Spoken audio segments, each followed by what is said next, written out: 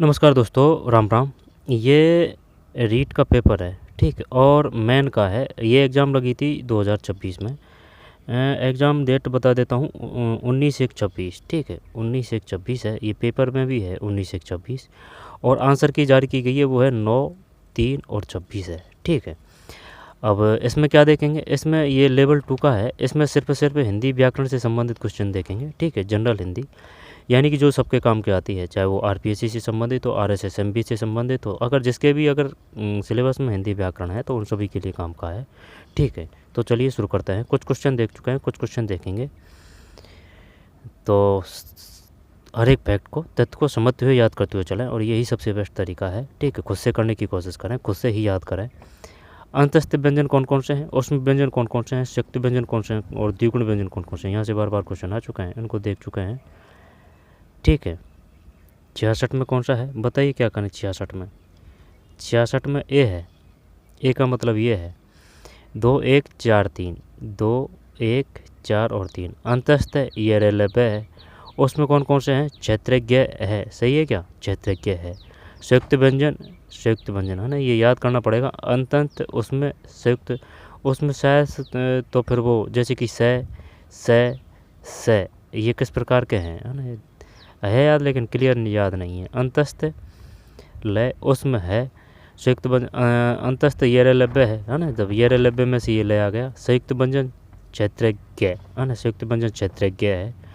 छः, जैसे कि छः त्रय गे, छः यही है ना, छः यही है। छः, ये छः छतरी वाला नहीं आएगा, क्षेत्रज्ञ है ना, ये तीनों है। संयुक्त व्यंजन कौन से हैं, क्षेत्रज्ञ, क्षेत्रज्ञ, क्षेत्रज्ञ। उसमें व्यंजन कौन कौन से हैं, उसमें व्यंजन है जैसे कि से और भी है ना, ध्यान नहीं आ रहा है। द्विगुण व्यंजन, द्विगुण शायद दो ही है, डे और डे, है ना, देखना पड़ेगा ये। मूल और यौगिक किन विशेषणों का भेद है, निम्न में सबसे उपयुक्त विकल्प चुने। 67 में ए है सार्वनामिक। निम्नलिखित में स्थितिवाचक अव्यय का उदाहरण है। 68 में डी ऊपर है ना, इनको देख चुके हैं। गुणोत्तर में कौन सा है, ये डी है। डी का मतलब 2 1 4 3 है, 2 1 4 और 3। अकर्मक क्रिया, उसका सिर खुजलाता है, ये है। सकर्मक, श्याम आम खाता है, श्याम आम खाता है। और अगर श्याम खाता है तो वो अकर्मक हो जाएगी। सकर्मक क्रिया श्याम आम खाता है, अकर्मक क्रिया उसका सिर खुजलाता है। पूर्वकालिक क्रिया वह खाकर सोता है, ठीक है। वह खाना खाकर टीवी देखता है ना। संयुक्त क्रिया उसने खा लिया। फिर व्यक्तिवाचक, जातिवाचक, समूहवाचक और भाववाचक। तो बताइए भाई क्या करें इसमें। व्यक्तिवाचक तो 70 में बी है। बी का मतलब है 1 3 2 4, 1 3 2 और 4। व्यक्तिवाचक यमुना है, ठीक, पर्सनल। जातिवाचक संज्ञा, ठीक, समूह हो रहा है, जैसे कि नीम का वृक्ष, तो यानी कि वो कैटेगरी है। कैटेगरी यानी भाई नीम के वृक्ष काफ़ी वृक्ष हैं, तो वो समूह में है, तो वो हो जाएगा किस में, जातिवाचक, ठीक है, जाति समूह में हो जाएगा। और अगर वो दे देता कि भाई फला गांव के मोहन का नीम का वृक्ष है, या फिर दीनदयाल के घर का नीम का वृक्ष है, तो वो व्यक्ति हो जाएगा, पर्सनल हो जाएगा, ठीक है। इसके बाद में व्यक्तिवाचक संज्ञा यमुना है। जातिवाचक संज्ञा का उदाहरण किताब है। जातिवाचक संज्ञा, जाति मतलब समूह में आ जाएगा, है ना, जाति कैटेगरी।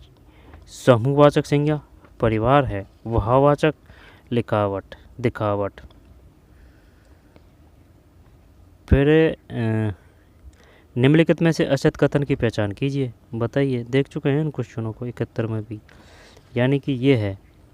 जल्दी से देख लेते हैं, इसके बाद में फिर आगे चलेंगे। निम्नलिखित में असत कथन की पहचान कीजिए। अनुस्वार तीव्र और अनुसातिक धीमी ध्वनि है, ये सत्य है। संयुक्त व्यंजन के पूर्व भाषा स्वर का उच्चारण कुछ झटके के साथ होता है, इसमें दोनों व्यंजनों का उच्चारण स्पष्ट होता है।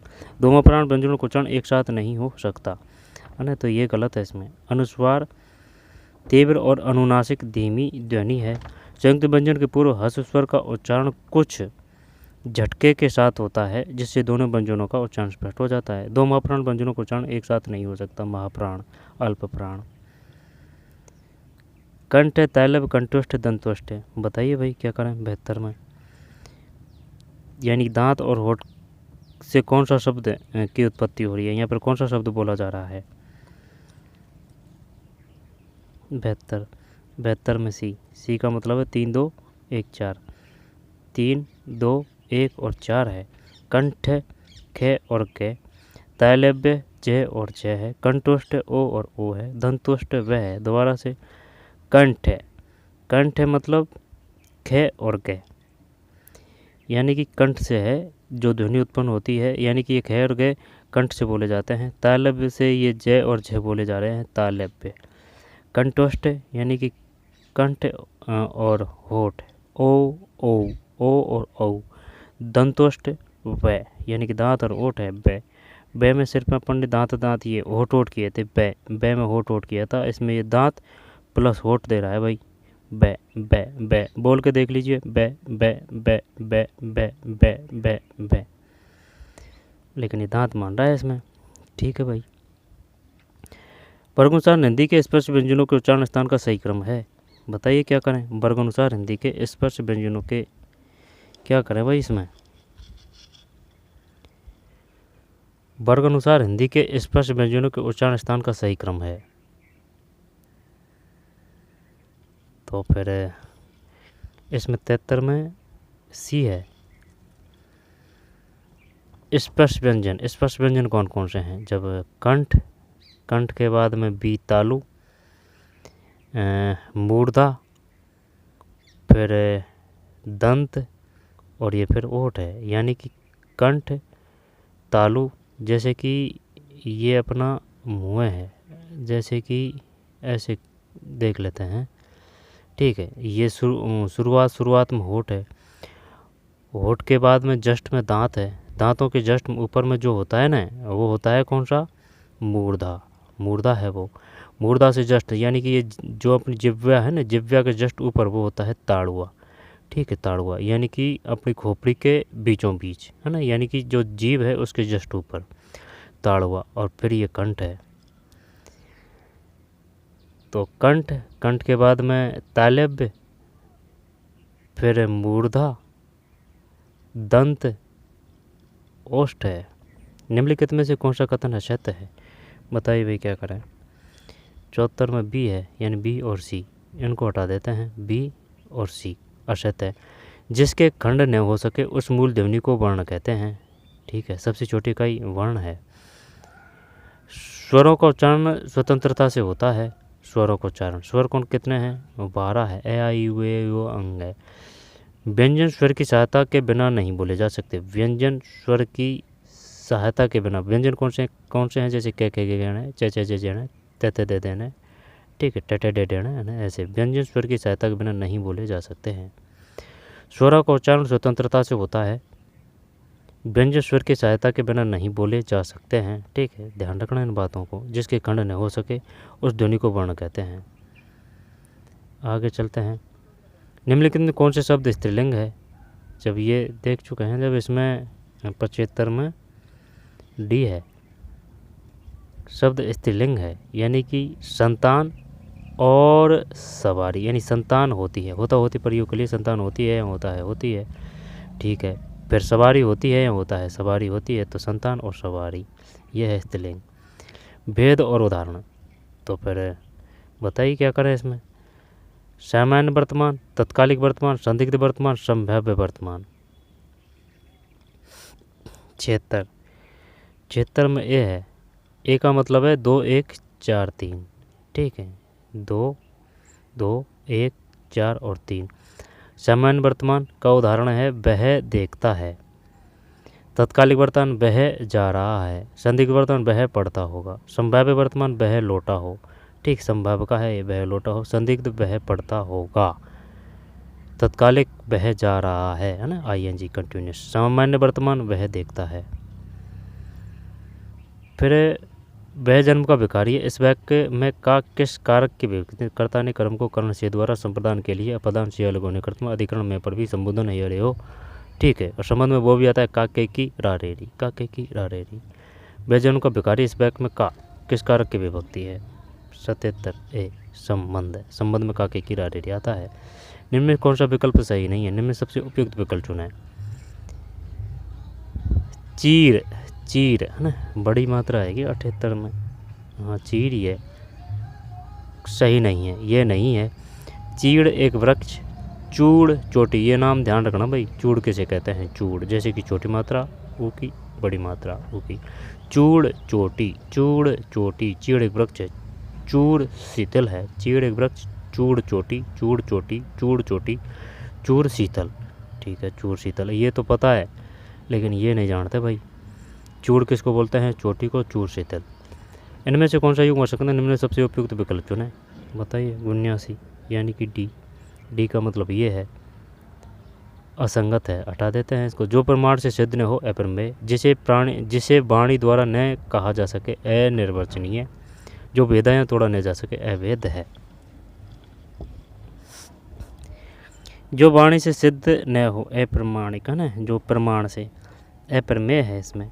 अगर वो अप्रमाणिक दे देता तो फिर भाई ऑप्शन में अगर ये अप्रमेय है ठीक है, और अगर अप्रमाणिक दे देता तो फिर क्या करता?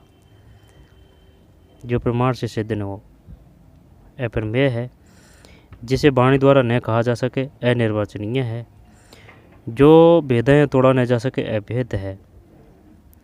निम्नलिखित शब्दों में इंद्र, किरण, जल, चोर, पृथ्वी के पर्यायवाची चुनकर इसी क्रम में व्यवस्थित कीजिए। 80 में सी है। इंद्र का वासव है, ठीक है। फिर किरण का अंशु है, जल का तो है, बारी तो है। फिर चोर का मोसक, पृथ्वी का उर्वी है।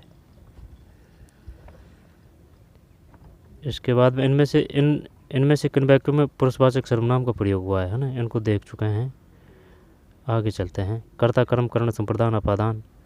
निम्न में कर्मवाच्य के उदाहरण है, ठीक, कर्मवाच्य के उदाहरण है। इनमें से सत कथन की पहचान की। एकत्र, ग्राम, कुस्सा, ऊपरी शब्दों के विलोम चुनकर। ग्राम, कुस्सा, ऊपरी, ठीक है। तत्सम, तद्भव, ताज़ा। फिर इनमें से अज के अर्थ को द्योतिक करें। अज के अर्थ है ना बकरा, बकरी। फिर और ये दशरथ के पिता भी हैं। फिर भय, त्रास, वेदना, व्यथा है ना, देख चुके हैं। शोतक देख चुके हैं। नियुपसर्ग से निर्मित शब्द है। फिर निम्नलिखित में कौन सा शब्द शुद्ध है? निम्न में कौन से शब्द अशुद्ध है? कौन से वाक्य अशुद्ध है? सारे देश में रोष प्रकट किया गया। इनमें से कौन से वाक्य शुद्ध हैं?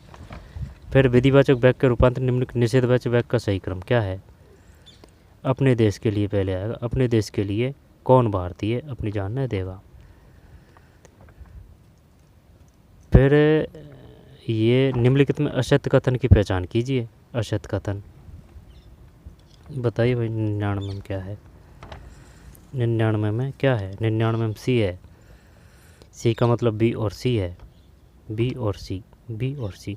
निम्नलिखित में असत्य कथन की पहचान कीजिए। ए के साथ ई आने पर असत्य ने, तो फिर छोड़ देते हैं इनको। दो सजातीय स्वरों के मेल पर दोनों के बदले स्वर्ण दीर्घ स्वर हो जाते हैं। दो सजातीय स्वरों के मेल पर दोनों के बदले स्वर्ण दीर्घ हो जाता है। किसी वर्ण के प्रथम अक्षर से परे कोई अनुनासिक वर्ण हो तो प्रथम वर्ण के बदले, ठीक है, जैसे कि ए प्लस ए आ है ना, वो बड़ी बात है ये। दो सजातीय स्वरों के मेल पर दोनों के बदले सवर्ण दीर्घ स्वर हो जाता है। किसी वर्ण के प्रथम अक्षर से परे कोई अनुनासिक वर्ण हो तो प्रथम वर्ण के बदले उसी वर्ग का अनुनासिक वर्ण हो जाता है। छः के पूर्ण स्वर को छः के बदले छः, छः यानी आधा, छः और छः हो जाता है। कर्म तत्पुरुष, कर्ण तत्पुरुष, बताइए क्या करें इसमें। आशा, तत्, नीति युक्त, सौ में ये है, यानी कि आशा तत् एक, आशा तत् के बाद में है नीति युक्त, या आशा तत् का मतलब है कर्म तत्पुरुष। फिर नीति युक्त, नीति युक्त के बाद में संप्रदान तत्पुरुष का उदाहरण है विद्यालय। कर्ता ने कर्म को कर्ण से द्वारा संप्रदान के लिए अपदान से अलग होने कर्तम अधिकरण में पर भी संबोधन है अरे ओ। तो फिर विद्यालय अपदान तत्पुरुष, जब इसका हो जाएगा बी, कामचोर। ठीक, 100 में कामचोर। फिर अधिकरण तत्पुरुष मैं पर भी, तो इसमें है ए, गृह में, है ना, गृह में प्रवेश। अव्ययभाव तत्पुरुष कर्मधारय द्विगु द्वंद्व के निम्नलिखित उदाहरण है ना। अब बताइए भाई, अभी ये नए क्वेश्चन आ रहे हैं, उनको देख चुके हैं, दूसरा वीडियो में है वो सब आंसर वगैरह आ रही है। अव्ययभाव तत्पुरुष कर्मधारय द्विगु, है ना, द्विगु संख्यावाचक, द्वंद्व माताचय पिताचय। तत्पुरुष के वो हैं, तत्पुरुष के कितने हैं, जैसे कि कर्ता ने कर्म को कर्ण से द्वारा के अर्थ में प्रयोग होता है, संप्रदान के लिए के अर्थ में, अपादान के अलग होने के अर्थ में, फिर अधिकरण में पर भी संबंध नहीं रहे हो, संबंध में का के की रारे आता है, का के की रारे आता है। पता है क्या करें, जब अव्ययभाव तत्पुरुष कर्मधारय द्विगु द्वंद्व निम्नलिखित उदाहरणों पहचान कर इसी क्रम से व्यवस्थित कीजिए। तो फिर अव्ययभाव यानी कि नो चेंज, नवजात, अन्न जल, वागदत्त, नवरत्न, अध्यात्म। अध्यात्म द्विगु संख्यावाचक देखते हैं, नव, अध्यात्म, वाग, नवरत्न। नवरत्न, हाँ नवरत्न यही कर देते हैं। तो ये जो द्विगु है ना, इसमें ई करते हैं, ई दो में है, ये हटा देते हैं। द्वंद्व माताचय पिताचय, जब ये आ जाएगा ना, ये अन्न जल लास्ट में, अन्न जल लास्ट में, तो क्या बी है इसमें 101 में, हाँ 101 में बी है। ठीक है, दोबारा से देखते हैं। अव्ययभाव तत्पुरुष कर्मधारय द्विगु द्वंद्व के निम्नलिखित उदाहरणों को पहचान कर इसी क्रम में ही व्यवस्थित करें। जब अध्यात्म एक, ठीक, ये किसका है अध्यात्म उदाहरण, अव्ययभाव का है, यानी कि नो चेंज। फिर सी तत्पुरुष वागदत्त, ये वागदत्त है जो तत्पुरुष का है। कर्मधारय ये नवजात का है, कर्मधारय नहीं कैटेगरी दिखाता है भैया ना, नवजात, कर्मधारय नवजात, नव द्विगु संख्यावाचक है। नवरत्न, द्वंद्व में माताचय पिताचय, है ना, अन्न जल। फिर प्रय उपसर्ग से निर्मित शब्द है, प्रय उपसर्ग से निर्मित शब्द है, बताइए भाई, प्रय उपसर्ग से निर्मित शब्द है, प्रय उपसर्ग से निर्मित शब्द है, तो इसमें कौन सा करें, प्रय उपसर्ग में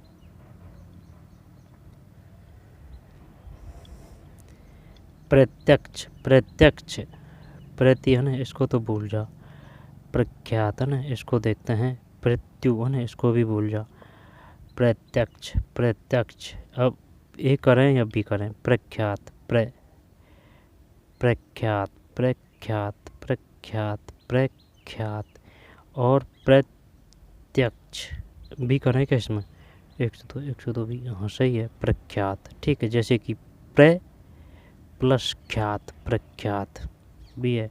निम्नलिखित में असंगत युग्म की पहचान कीजिए, निम्न सबसे उपयुक्त विकल्प चुनें। जब निम्नलिखित में असंगत युग्म की पहचान कीजिए, निम्न सबसे उपयुक्त विकल्प चुनें। तो फिर असंगत युग्म की पहचान कीजिए, तो ऐसे करते हैं, अप्रत्यय कौन सा में है, अप्रत्यय घोषणा, अन प्रत्यय कर्दन, अना प्रत्यय वासना, ई प्रत्यय वली। 103 में ए। असंगत युग्म पहचान के निम्न में सबसे उपयुक्त विकल्प चुना, ये है भाई, इसमें निम्न में असंगत युग्म की पहचान कीजिए। ठीक, 103 में ए है, असंगत युग्म की पहचान कीजिए। ठीक है, जबकि कर्दन में कौन सा प्रत्यय है, अन। वासना, वासना, वासना है ना, अना है, ऑप्शन में वो ये भी दे सकता है, ए ना, वासना, वासना, वासना, वासना, अना, अना, है ना, वैली। ठीक, ई है, बली, ई, वासना, अना, क्रदन, अन, घोषणा, ये गलत है। 103 के बाद में 4। जब ये तो कर देंगे ना, हंसपद तो ये है, अगर हंसपद ये है तो डी में अगर 1 है तो डी में 2 में है भाई 1। और देखते हैं, तो फिर सर्पाकार, ये जो सर्पाकार वाला है ना, तो इसको इसमें कर देते हैं। तो ए में अगर 2 है, ए में अगर 2 है और डी में अगर 1 है, डी में अगर 1 है, हाँ तो सी 104 में सी। देखते हैं अब 2 2 3 4 1 है, 2 3 4 1 है। सर्पाकार कोष्टक ये हो गया। अपूर्ण सूचक है भाई, एक्स एक्स एक्स, ये पढ़ा नहीं। अपूर्ण सूचक वो तो पता है, डॉट लिख देते हैं जैसे कि फुल स्टॉप लगा देते हैं वो शॉर्टकट में, लेकिन एक्स एक्स कर रखा है इसने। अपूर्ण सूचक डैश डैश डैश। पुनरुक्ति सूचक है ना, ये तो पुनरुक्ति है, ज्यों का त्यों लिख देते हैं। 66 99 और वो एक भी दे देता है, बात को ज्यों की त्यों लिखी जाती है। जो कथन को जो ज्यों का त्यों लिखा जाता है वो 66 99। बात जो कही जाती है वो एक कथन कारण होते हैं ना वो। अंशपद ये है, जैसे कि त्रुटि होगी, कुछ शब्द को भूल चुके हैं तो इस प्रकार से ऊपर लिख के यहाँ वो लिखी जाती है।